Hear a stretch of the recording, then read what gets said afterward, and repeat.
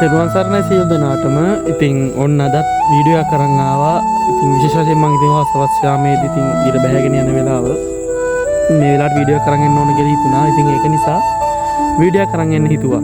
ඉතින් මොකක්ද අද විශේෂත්වය? ඉතින් බලලා ඇති කට්ටිය මොකද වීඩියෝ එකක් අරන් එන්න හේතුව කියලා. ඉතින් මේ වීඩියෝ එකක් අරන් එන්න හේතුව තමයි ලස්සන මල් වගාවක් වෙනවා.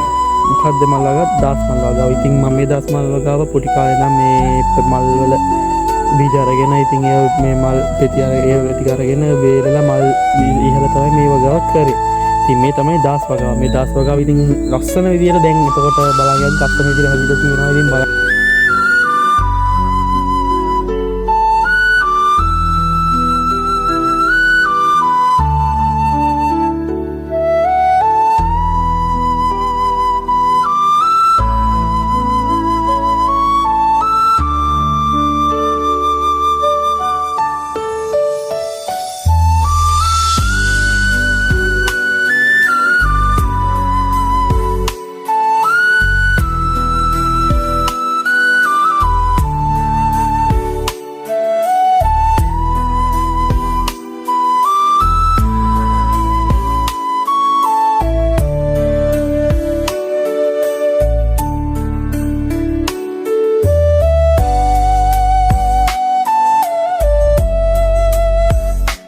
මේ දාස් මල් හැදුවේ වසවිසක් ගහන්න නැතුව කිසිම බෙහෙතක් ගහන්න නැතුව තමයි මෙච්චර ලොකු මල් හැදුනේ.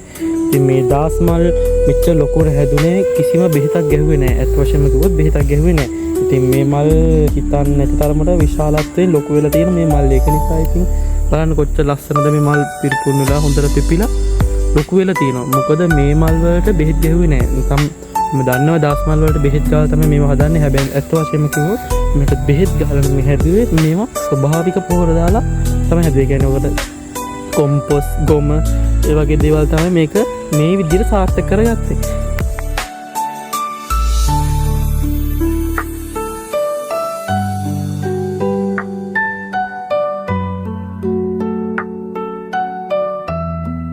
නිදහසේ ගෙවල් වලට ඉන්න වෙලාවට මේ වගේ දේවල් try කරලා බලන්න. ඉතින් දැනෙන සතුට අප්‍රමාණයි අනන්තයි. ඉතින් මේ වගේ මල් නෙලනකොට මෙච්චර මහන්සියෙන් හදලා අපි හිතුවේ නෑ මෙහෙම ලොකුවට මල් හැදෙයි කියලා. ඉතින් මේ වගේ මල් හැදිලා තියෙනකොට ඉතින් ගොඩක් සතුටුයි. මේ වගේ ලොකුවට මල් බලන්න ලස්සන.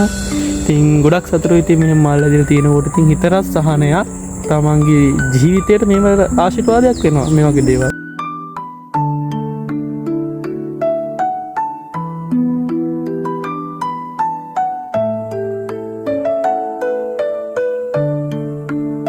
ඉතින් අපි අදට වීඩියෝ එක අවසන් කරනවා. හැමදෙනාටම තෙරුවන් සරණයි. අනිවාර්යෙන් මේ වීඩියෝ එකට ලයික් කරන්න, කමෙන්ට් කරන්න, ෂෙයා කරන්න, මගේ YouTube channel එක subscribe කරන්න. හැමදෙනාටම තෙරුවන් සරණයි.